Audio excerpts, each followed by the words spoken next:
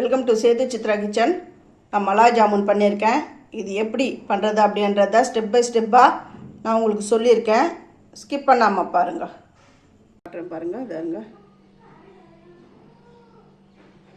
Sugarless palkova தான் நான் எடுத்திருக்கேன். ஒரு 1/2 kg எடுத்துருக்கிறேன். ஃபஸ்ட்டு இதை நல்லா கலந்து விடணும். சின்ன சின்ன அந்த கிரானுவல்ஸ்லாம் இல்லாத அளவுக்கு முதல்ல நல்லா தேய்ச்சி எடுத்துக்கோங்க. இதெல்லாம் உடச்சி விடுங்க. உடச்சி விட்டுட்டு நல்லா இதை தேய்ச்சி எடுத்துக்கணும். அது எப்படின்றத சொல்கிறேன். இதில் சின்ன சின்ன கட்டிகள்லாம் இருக்கும். அதெல்லாம் இல்லாத அளவுக்கு நல்லா பாலிஷாக நல்லா தேய்ச்சி விடணும். இந்த சப்பாத்தி மாவு நம்ம பிசைவோம் இல்லையா, அந்த அளவுக்கு இதையெல்லாம் ஒன்று சேர்ந்து வர அளவுக்கு தேய்ச்சி விடணும். இது நல்லா இப்படி அப்படியே நீட் பண்ணிக்கணும். இப்போ இதுக்கு 200 கிராம் மைதா சேர்த்துக்கணும். இந்த மைதா இந்த கோவாவில் எல்லாம் பிளெண்ட் ஆகிற அளவுக்கு நல்லா சாஃப்டாக பிசைஞ்சிக்கோங்க. தேவைப்பட்டால் சும்மா 1 ஸ்பூன் அந்த மாதிரி தண்ணி ஒன்றா சேர்த்துக்கோங்க. இதுக்கு தண்ணி சேர்க்க வேண்டிய அவசியமே கிடையாது. இந்த கோவாவில் இருக்கிற ஈரப்பதமே போதும். நான் இதெல்லாம் சேர்த்து பிசைஞ்சு உங்களுக்கு காட்டுறேன். இந்த அளவுக்கு இதாருங்க சாஃப்டாக பிசைஞ்சிக்கோங்க. அதுவும் இல்லாமல் நான் என்னென்னு காட்டுறேன் பாருங்கள். இப்படி நம்ம அழுட்டும்போது வருங்க, இப்படி பண்ணும்பொழுது அந்த பிளவுலாம் வரக்கூடாது. இந்த மாதிரி இருக்கணும். அந்த அளவுக்கு பிசைஞ்சிக்கணும். இது ட்ரை ஆகாமல் இருக்கிறதுக்கு ஒரு துணி போட்டு அப்படி மூடி வச்சிடுறேன்.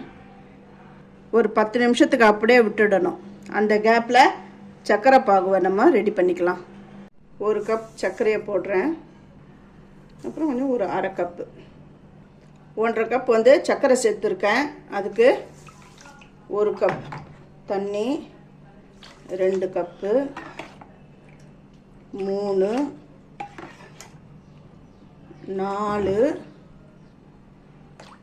5 கப்பு தண்ணி விட்டுருக்கேன். அந்த சர்க்கரையை கரைச்சிக்கணும். இது ரேஷன் சர்க்கரை தான் நான் எடுத்துருக்கேன். இதில் கொஞ்சம் அழுக்கெலாம் இருக்கும். இதை முதல் கரைச்சிட்டு இதுக்கு கொஞ்சோண்டு பால் விடணும். அப்போ தான் அது அந்த சர்க்கரையில் இருக்கிற அழுக்கெலாம் கொஞ்சம் எடுத்துன்னு வரும். முதல்ல இந்த சர்க்கரையை கரைச்சிடலாம். சர்க்கரை நல்லா கரைஞ்சிடுது. இந்த டைமில் கொஞ்சமாக பால் விடணும். பால் எவ்வளோ விடணும்? சும்மா ஒரு 1.5 ஸ்பூனுக்கு விடுங்க. அழுக்கு எந்த அளவுக்கு வந்திருக்குன்னு பாருங்கள். இப்போ அப்படியே அந்த அழுக்கை இப்படி எடுத்துடலாம். நான் வேஸ்ட்டான டீ வடிகட்டி தான் எடுத்து நான் இந்த அழுக்கெல்லாம் அப்படி எடுக்கிறேன். இந்த அளவுக்கு அந்த சிரப்பு வந்தாலுமே போதும். இது பாருங்கள், இந்த எண்ணெய் மாதிரி வந்திருக்கு பாருங்கள், அந்த கலரு அப்படி இருந்தால் போதும். ஸ்டவ் ஆஃப் பண்ணிடுறேன். இது ரோஸ் எசன்ஸ் சும்மா ஒரு துளி தான் விடுறேன். சர்க்கரை பாகு ரெடி ஆகிற வரையும் இது ஊறினா போதும். இப்போ என்ன பண்ணால் கையில் நெய் ஏதாவது தடவிக்கோங்க. கையில் அதை வருங்க இந்த அளவுக்கு நெய் தடவிட்டு நான் இப்போ மலாய் ஜாமுன்னா இது குலோப் ஜாமுன் மாதிரி தான். நீங்கள் ரவுண்டாக வேணும்னாலும் ரவுண்டாக பண்ணிக்கலாம். சிலிண்டர் ஷேப்பில் வேணும்னா கூட சிலிண்டர் ஷேப்பில் பண்ணிக்கலாம். இதோ இந்த மாதிரி எல்லாமே நான் உருட்டிடுறேன். இந்த மாதிரி சிலிண்டருக்கெல்லாம் இப்படி உருட்டி வச்சுட்டேன். அடுத்த ஸ்டெப் பார்க்கலாம். எண்ணெய் காஞ்சிடுதான்னு ஒரு சின்ன பீஸ் போட்டு பார்க்குறேன். அந்த பீஸ் பிரிய கூட கூடாது.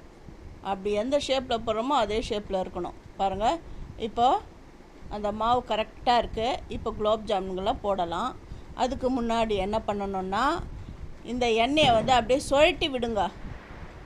நல்லா அதை சுழட்டி விட்டுட்டு அதுக்கப்புறமா தான் நீங்கள் குலாப் ஜாமுன் போடணும். ஏன்னா நீங்கள் இப்போவே நீங்கள் அப்படியே போட்டிங்கன்னு வச்சுக்கோங்க, அப்படியே அடி தங்கிடும். அதனால் அப்படி சுழட்டி விடணும். சுழட்டி விட்டுட்டு ஸ்டவ்வை ஆஃப் பண்ணியாச்சு. ஆஃப் பண்ணிவிட்டு தான் நான் இந்த ஜாமுன்களை சேர்க்குறேன். ஏன் நான் ஸ்டவ்வை ஆஃப் பண்ணுறேன் அப்படின்னா, அது நல்லா ஹீட் பண்ணிவிட்டு ஸ்டவ்வை ஆஃப் பண்ணிடணும். இல்லைன்னா நல்லா அந்த ஹீட்டோடு நீங்கள் இதை போட்டிங்கன்னா நல்லா கரிஞ்சிடும். மேலே வந்து பிளாக்காக இருக்கும், உள்ளே வந்து வேகவே வேகாது. அதை தவிர்க்கிறதுக்கு தான் ஸ்டவ் ஆஃப் பண்ணிவிட்டு இந்த எண்ணெய் தான் சூடாகிடுதில்ல, அதனால் ஸ்டவ்வை ஆஃப் பண்ணிவிட்டு அந்த எண்ணெயை சுழட்டி விட்டுட்டு இந்த குலாப் ஜாமுன்களை போடணும். அது கொஞ்ச நேரத்தில் வெந்து மேலே அப்படி வந்துடும். வந்த உடனே ஸ்டவ்வை ஆன் பண்ணி ஸ்லோவில் வைங்க. அப்படி லைட்டாக இப்படி ஷேக் பண்ணி விடுங்க. ஷேக் பண்ணிவிட்டு அந்த மேலே குலாப் ஜாமுன்லாம் வந்த உடனே இந்த கரண்டி எடுத்து அப்படியே ஜென்டிலாக மேலே இந்த மாதிரி அப்படி ரொட்டேட் பண்ணி விட்டிங்கன்னா அந்த கலர்லாம் அந்த வெந்து வரும்போது அந்த டார்க் கலராகலாம் அது ஈவனாக அந்த குலாப் ஜாமுன்களில் இருக்கும். இதுதான் வந்து பெரிய பெரிய பேக்கரியிலலாம் இதுதான் சீக்ரெட். இது இப்படி லைட்டாக இப்படி கலந்து விடுங்க. இப்போ எல்லாம் வெந்து அந்த டார்க் கலரில் வரும். எல்லாம் இந்த பாருங்க ஒரே மாதிரி நல்லா ஃபைன் கலரில் வந்துடுது. இப்போ நான் இதை எடுத்து அந்த ஜீராவில் நான் போட்டுடுறேன். இந்த ஜீராவில் நான் இதை சேர்த்துடுறேன். இப்போ அடுத்த ட்ரிப்பு நான் போடுறேன். அடுத்தது போடுறதுக்கு முன்னாடி எப்பவுமே அப்படி சுழட்டி விட்டுட்டு தான் போடணும். எண்ணெய் இப்படி சுழட்டி விட்டுட்டு அப்புறம் போடுங்க. இப்போ இதை சுழலும் போதே இதெல்லாம் அப்படியே சேர்த்துருங்க. அப்புறம் அப்படியே இதை ஷேக் பண்ணணும். அது வந்து வெந்து மேலே இப்போ வந்துடும், உடனே வந்துடும். தாருங்க அப்படியே வெந்து மேலே வருதா. இப்போ தாருங்க அப்படியே ஜென்டிலாக அப்படி ரொட்டேட் பண்ணி கொடுங்க. இப்போ இது பிஞ்சுலாம் போகாது, நல்லா வெந்து வரும், யூனிஃபார்ம் கலரில் வரும். இதையும் நல்லா வேக வச்சுட்டு நான் இந்த சிரப்பில் எடுத்து போட்டுட்டு உங்களுக்கு காட்டுறேன். இந்த மலாய் ஜான் எப்படி வந்திருக்கு அப்படின்னு பாருங்கள். நான் ஒன்று எடுக்கிறேன் தருங்க. ஒன்று எடுத்து தருங்க அப்படியே கொட்டுது பார்த்தீங்களா. இது கொஞ்சம் நல்லா ஆறட்டும். அதுக்கு முன்னாடி நான் ஒன்று எடுத்து நான் கட் பண்ணி நான் உங்களுக்கு காட்டுறேன். ஒரு பிளேட் எடுத்துடுறேன். இதில் வச்சு நான் உங்களுக்கு கட் பண்ணி காட்டுறேன். இதை பாருங்க, அது பாருங்க நல்ல ஜூஸியாக வந்திருக்கு பார்த்தீங்களா.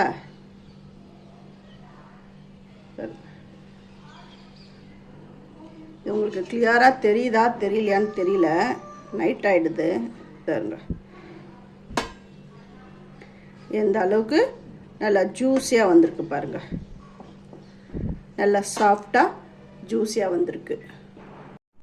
இதை வந்து மலாய் ஜாமுனா எப்படி ஆக்குறது பாருங்கள். இது இருக்கு பாருங்க. இது ஒரு இது குலோப் ஜாமுன் ரொம்ப பிழியக்கூடாது. அப்படி லைட்டாக அப்படி பிழிஞ்சு நான் எடுத்துடுறேன். நான் ஒன்று செஞ்சு காட்டுறேன் பாருங்கள். இது வந்து சர்க்கரை இருக்கிற பால்கோவா. இது இந்த இருங்க ஒன்று கிட்டக்க காட்டுறேன். இந்த பால்கோவாவில் கொஞ்சமாக அந்த ஜீரா இருக்குது பாருங்கள், சுகர் சிரப்பை வச்சு அப்படியே பிசைஞ்சு கொடுங்க. ஏன்னா இது வந்து கொஞ்சம் ட்ரையாக இருக்குது, அதனால் கொஞ்சமாக சுகர் சிரப்பை நான் இதில் சேர்த்துக்கிறேன். அவ்வளோதான். இதை கொஞ்சம் ஈரப்பதமாக நல்லா ஆக்கிட்டேன் இதை. இப்போ இந்த ஜாமுன் இருக்குது பார்த்தீங்களா, இந்த ஜாமுன் சைடை அப்படி ஃபுல்லாக கட் பண்ணக்கூடாது, கொஞ்சமாக தான் அப்படி கட் பண்ணணும். கட் பண்ணிட்டு பாருங்கள் உள்ள ஜூஸியாக இருக்குது பாருங்கள். இதில் கொஞ்சோண்டு அதாவது இந்த சுகர் பால்கோவாவை இது உள்ளே வச்சிடணும். இந்த மாதிரி தீபாவளிக்கு செய்யுங்க, சும்மா டிஃப்ரெண்ட்டாக சூப்பராக இருக்கும் பாருங்க. இந்த மாதிரி தான் பண்ணணும். இதுதான் மலாய் ஜாமுன். இதுக்கு மேலே அப்படியே நமக்கு என்ன தேவையோ, என்ன ஃப்ரூட்ஸ் தேவையோ அதை வச்சு கூட அலங்காரம் பண்ணிக்கலாம். இன்னொன்றும் செய்கிறேன் பாருங்கள். இன்னொரு பீஸ் வந்து ஜாமுன் எடுத்துன்னு வந்துட்டேன். இதை வந்து இதை சும்மா மொல்லமாக கட் பண்ணணும், ரொம்ப ரெண்டு பாதியாக கட் பண்ணக்கூடாது. இந்த மாதிரி பாருங்கள் எவ்வளோ சும்மா ஜூஸே எப்படி இருக்குது பார்த்தீங்களா. இது நடுவில் இன்னும் கொஞ்சம் கட் பண்ணிக்கிறேன், சரியாக கட் பண்ணல, அவ்வளோதான். இது நடுவில் இந்த பால்கோவா ஸ்டஃபிங்கை வச்சிடணும். சில்வர் அந்த பேப்பர் அலங்காரம் கூட பண்ணுவாங்க. அது இஷ்டம் இருந்தால் வீட்டில் இருந்தால் பண்ணுங்க, இல்லைன்னா வேண்டாம். இந்த வருங்க, இதுக்கு மேலே செரி ஃப்ரூட்ஸோ இல்லை பிஸ்தா பருப்போ எது தேவையோ அதை நீங்கள் அலங்காரம் பண்ணிக்கலாம். இதே மாதிரி நான் எல்லாத்தையும் அலங்காரம் பண்ணி எடுத்துகிட்டு வரேன். இந்த பிஸ்தா பருப்புலாம் வச்சு நான் அலங்காரம் பண்ணிட்டேன். வரப்போகிற தீபாவளிக்கு இந்த மாதிரி ஸ்வீட் பண்ணுங்கள். எப்படி இருந்ததுன்னு எனக்கு கமெண்ட் பண்ணுங்கள். தேங்க்யூ.